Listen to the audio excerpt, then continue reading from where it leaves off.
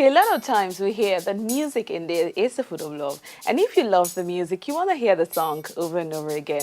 Okay, it's a beautiful show today on Videowheels, and you would agree with me that, these days the weather is just cold. I love the weather, but sometimes it just keeps you in a place. You can't do some things you want to do. But if you're a big boy, like my guest on the show today, you can move around anywhere. Don't you go anywhere. We go pay little commercial. When we come back, I'll be introducing my guest. You're welcome. Home isn't always the most convenient place to watch television. You can keep up with television on a variety of devices, phones, laptops, and tablets. So Goldmyne to the rescue. Why not? Watching trending videos, news, exclusive interviews, fashion, style, and breaking news on the move. Now perfectly possible, just log on to www.goldmynetv or www.youtube.com/thegoldmyne. Goldmyne Entertainment. News at your fingertips.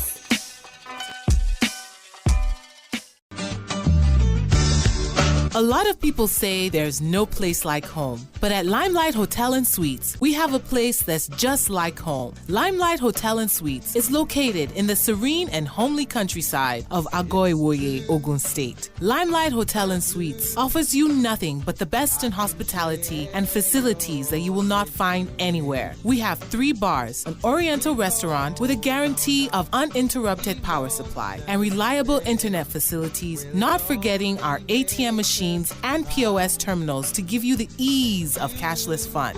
Come relax and retreat into the calm embrace of Limelight Hotel and Suites. For more information, log on to www.limelight.hotel.com or email us on info@limelight.hotel.com or call us on 0807 097 1904. Limelight Hotel and Suites, taking you to the limelight.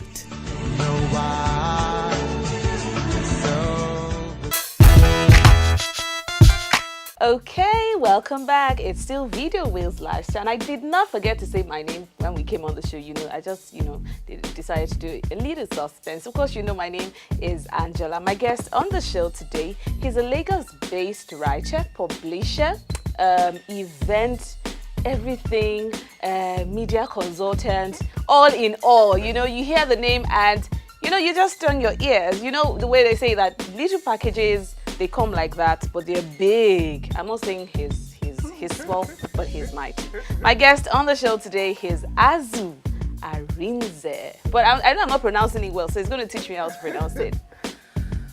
Asuh Arinze. No. My name is Asuh Arinze Junior. Okay, it's nice to have you on the show.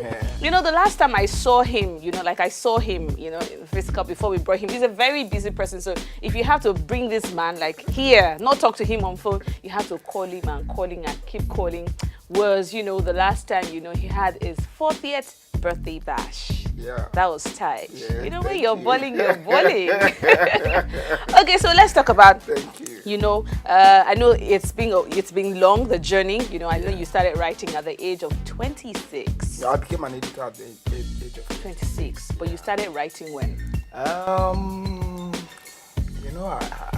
not good at maths, but I became an editor quite young. I want to believe I would have been writing for about between 5 and 8 years before I became an editor. Yeah, if my calculation is okay. Yeah. Wow. And you started with Fame. Yes, I did. Yes. I actually went to Fame to do my industrial training, IT. I wasn't looking for any job. Like I tell people, I've never applied for a job. I don't even know how people go about applying for jobs. Wow. I went there to do my IT, and then it happened, that the first story I wrote was on the cover, the second one, the same thing, the third one, the fourth one, and the fifth one, and people started asking questions. No. The one of the owners of the papers said he would like to see me. So when he saw me, he said, "Oh, you're the young man." I said, "Yes." He said, "Okay, you have automatic employment." Wow. Wow. I've never applied for any job. Okay, now let's talk about today. It bothers me to know that, these days, in recent times, we have the copy and paste technology. Yeah. people don't have original stories. And I was supposed to tell somebody, I was having a discussion with somebody, and I said, listen, for me, Asuh Arinze is one writer who doesn't do that. Yes, his stories are fresh. Almost everybody does it. I don't know why that is. Is it that people these days are doing stuff that they're looking for, the success comes before the passion? It's not a question of the passion before success anymore. I don't know what's going on. I think it has to do with your upbringing, the kind of training you had, where you're coming from, but I'm not trying to generalize, but the truth of the matter is that most of today's journalists are too lazy. I tell them I can't stand people who are lazy. It puts me off, because the stories are there. Yeah. The stories are there. It's just that people are always looking for the easy way out. People are always looking for where they can go to and just get it. And, but I tell people, even the people who work with me, I advise them, I say, come, if you continue like this, you're not going to go far. You need to do something that's going to distinguish you. It's tough, it's difficult, but like I tell people, there's no easy way to success. For you to be outstanding, for you to do something that will distinguish you, something that will make, like I tell people, if you want to be a journalist and you want people to notice you, you have to write differently. What I tell people is, as a reporter, I wasn't going to press conferences, because for me, I feel that journalists come there for people to cheapen them. That does not mean that I quarrel with those who go there, but for me, I don't like coming there and at the end of the day they're saying no, take this or no. Okay, now let me ask you a question. When you were talking, you said something about writing something, doing something that stands you out from the many lots. Now, a lot of people believe that if you don't have a catchy tabloid, you're trying to cause drama that is not even there. Because you see a lot of tabloids and then you read the story and you find out that the title giving has even got no connect with the story itself. Why do you have to do do you have to do that? And I noticed that a lot of people also don't watch out for good stories. There has to be a catchy phrase. Do you have to consider yourself a writer of doom so that people can notice you before you get noticed? Yeah, it still boils down to what I said earlier on. Like I tell people now, I remember since we started Yes, interestingly, I don't allow any story to go into Yes without verifying the story, authenticating the story. Incidentally, on one occasion that I allowed the story to go in, I wrote the story myself, but because somebody I thought was genuine gave me the story. And I decided to fly with the story without contacting the person involved, and it turned out to be a very big mistake on our part. So most people practice that type of journalism. Most people practice malicious journalism. People wake up and say, "Oh, this person has offended me. I'm going to begin to write nasty things about the person." As a rule, if you're my friend, no matter how close we are, even if you're my closest friend and we have issues, I won't even write anything about you. Why? Because anything I write, they'll say it's because we have issues or things like that. True. But what most journalists do is when they have issues with people, they cook up some of those stories and everything. But you see, what they do not know is that when you follow that path, it diminishes you. It reduces, the value that people place on your paper, even on your person. Like I tell people, if you call me by 1 a.m., I can jump into my car and come to wherever you are. Call me by 2 a.m., 3 a.m., 4 a.m. And I tell people, it's not because I have any... You proved that to me when I sent you a message at 1 something a.m. and then you replied. Yeah, you know why? The reason is this, because I have never woken up since I came to my senses to say, oh, this person has offended me, let me fight this person. I know that maybe once in a while you write something that somebody may not really like. Yeah. But what I do not do is to deliberately set out to hurt somebody. How many people do you work with? Because I know you can't have your eyes in several places at the same time. Asuh might be sitting down here, and the next story you hear might be from Calabar. Is it that you have, people in different places, in different homes? How do you get your stories? Yeah, we have what they call sources. Okay. As you grow in the profession, you meet people who like what you're doing, who want to encourage you, who want to support you. I mean, people go out of their ways at times to give you stories. I mean, I remember one of the biggest stories that we did in years. I'm not going to mention the person's name. I was just sitting in my office, jejely one morning, and somebody said, hey, as well, I'm in the Ikeja High Court or one of those courts there. Okay. And one drama is unfolding here. Can you come? I said, no, I won't come, but I'm going to send somebody. But I think, as you climb the ladder of success in life, you meet want people. To identify with you. And if people have realized that you're a good person, that if they give you a story, you're going to handle it professionally. If they give you a story, not if something comes up tomorrow, you say, oh, the story was given to me by Angela and things like that, they will always trust you. People, if you're good, people will be good to you. That is one of the things that I have come to realize, and I mean, one of my mentors told me that the world steps aside for the man who knows where he's going. If you know where you're headed, people will unite forces to ensure that you get to where you're going. And if you're not serious, I mean, no serious person will waste his time calling you to say, oh, there's a story here, come and do it. But if people feel that, oh, this guy is doing good, or this guy is trying, if he publishes this story, it may add value to his magazine and things like that, they will call you to give you a story. But the long and short of it is that, I mean, you need to have sources, you need to have friends, Like I tell people, the biggest mistake most people make, the people who are the sources, most times the people don't even know that those are the sources, which is why you publish some stories at times and people are telling you, I'm going to go to court, I'm going to do this, I'm going to do that. And you tell them, okay, I'll meet you in court. Because especially when you have all the facts at your disposal, like at top, I'm not afraid of. But do you trust? Because I know that is very important. Yeah. Do you trust all your sources? Yeah, you cannot. Don't you also think that I might actually have beef for this particular person and cook up stories, so I bring it to you and then Asuh publishes it? Yeah, I told you something. I said since we started, yes, I made a mistake. Now, if you're a journalist and if you want to run away from issues like that, there is a simple, straightforward way to go about it. And what is that way? Call the person. I mean, if somebody comes to say, oh, Asuh is Asuh just bought a 1 billion naira car, I mean, it doesn't cost you anything.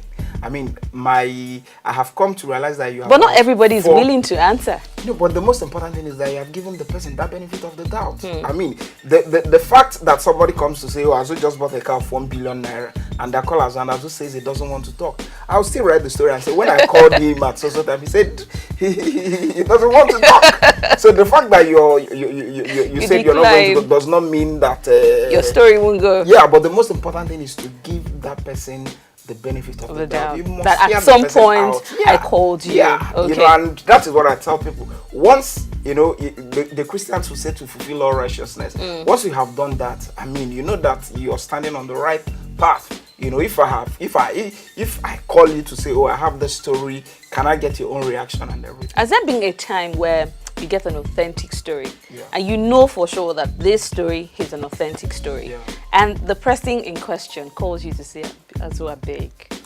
publish this story? Of course, it do happens. you still go ahead to publish and say, Angela begged me not to publish this story? When you don't do such things. I mean, what I do is this. I mean, recently we had a story that people were begging me not to run the story, and I wasn't listening. And the person had to reach out to my boss, the man who trained me, and the man sent for me. I got there. I didn't even know that was why he was calling me. He said, oh, somebody said you want to write so story. I said yes. He said, leave them alone. And I mean, and you see, what most people do not like again is the nicest thing about power is to have it and not use it. The biggest mistake you can make as a journalist is when you damn people. When you damn people, you lose more. I mean, if you call me to say, oh, Asuh, yeah, this story is true, but please, can you... I mean, if I leave you automatically, you become my friend. True. You get what I'm saying now? Now, because I'm not saying that is what is supposed to happen ideally, but because you have begged me for something and I've said, okay, no problem.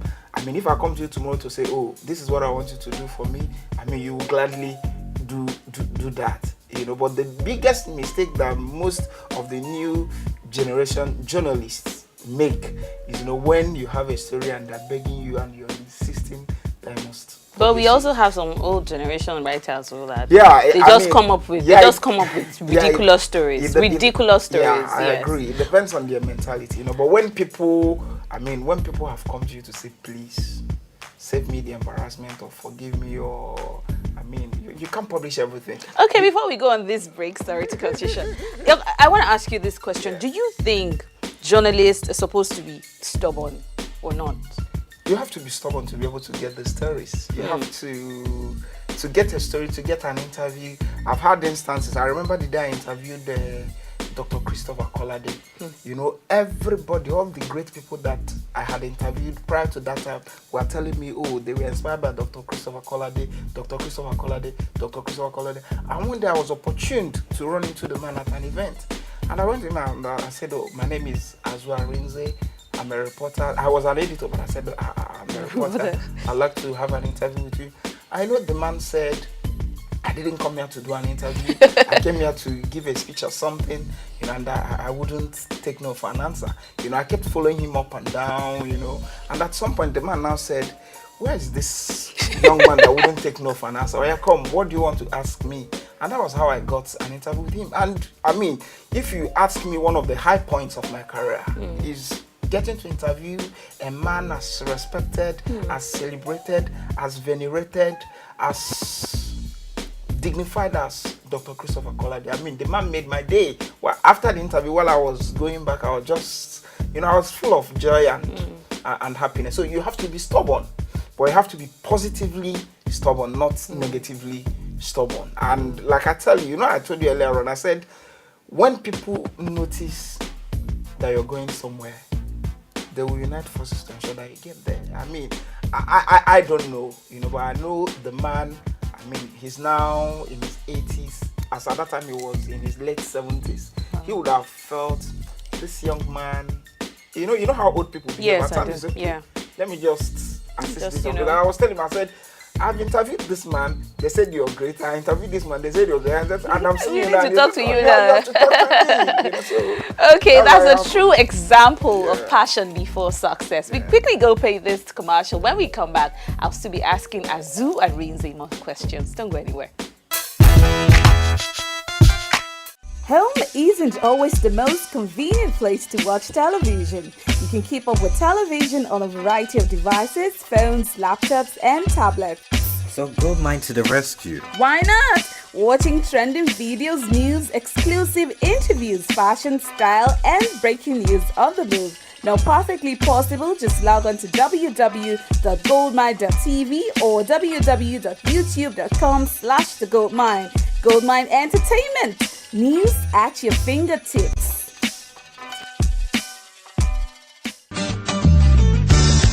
A lot of people say there's no place like home. But at Limelight Hotel and Suites, we have a place that's just like home. Limelight Hotel and Suites is located in the serene and homely countryside of Agoiwoye, Ogun State. Limelight Hotel and Suites offers you nothing but the best in hospitality and facilities that you will not find anywhere. We have 3 bars, an oriental restaurant with a guarantee of uninterrupted power supply, and reliable internet facilities, not forgetting our ATM machines and POS terminals to give you the ease of cashless fun.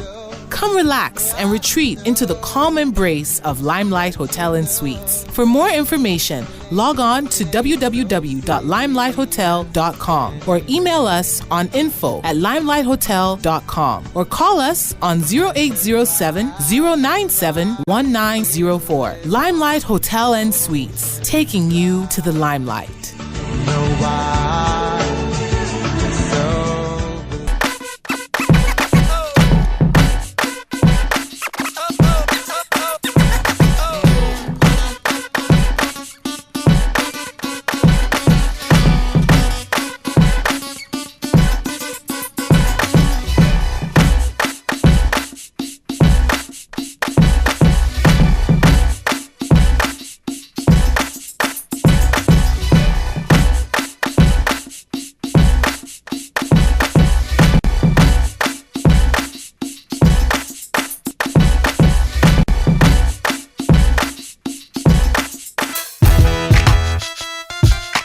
Okay, welcome back. My name, of course, is Angela, and the name of my guest today is Asuh Arinze, the popular Asuh Arinze. We're going to talk about Yes, but before we talk about Yes, I know for one, I can testify to it that you're one celebrity who have always made yourself accessible, reachable. Yeah.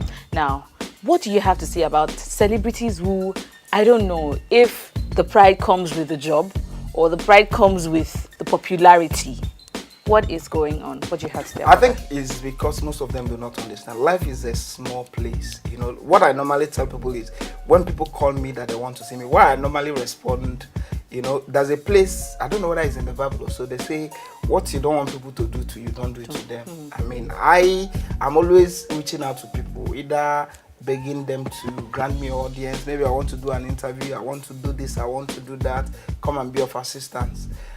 Something keeps telling me that any day I begin to withdraw myself from people, those other people will also begin to withdraw from me. So it has to do with what you don't want people to do to you, don't do it to others. That is one. Then, you know, most people never believed they will get to where they are today. You know, so immediately they get there, they become unmanageable. You know, and along the line they make mistakes. And I have a mentor who told me that the higher you climb in life, the more humble you should become. I mean, it doesn't cost you anything to be humble. You spend so much being arrogant, you know, being pompous and everything, but you don't spend a dime being humble. You know, so those are some of the things that are guiding me. Then I've learned that in life, nothing lasts forever. You know, the fact that you're here today does not mean you'll always be there. Because, I mean, if you look at it critically, there was a time, let me not mention names, you know, some of the musicians that we used to hear about, that we used to read about 10, 20 years ago, some of them are begging for food today. Some of them are nowhere to be found. Some of them you wouldn't even want to associate with them. So if you look at how far or what is happening to those who came before you, I mean, it should tell you that life. In case you don't know, Asuh is also a motivational speaker, so that's why I'm, you know, keeping quiet and looking at him like he's like the host on the show. But it doesn't matter. I'm going to bring Asuh back on the show. But before we go, you're going to tell us your last words in this show. On this show. My last word. Yeah. Beautiful. All your heart desires, all your dreams, all your aspirations that are good, the Almighty God is going to say yes to them, because I'm a yes man and because I believe in yes. Thank you very much. Me too. I also believe in yes, so I'm also a yes woman. Okay, don't forget, God, like Arinze said, he's the author and the finisher of all things. So you always have to put God first in everything you do. It's been a fantastic, fantastic show today. If you noticed, I didn't get too much breaks because I was enjoying the conversations, and that's like the first time it's happening. But pardon me, you know, sometimes we make such little mistakes. My name is Angela. I'll see you guys in a bit. Bye-bye.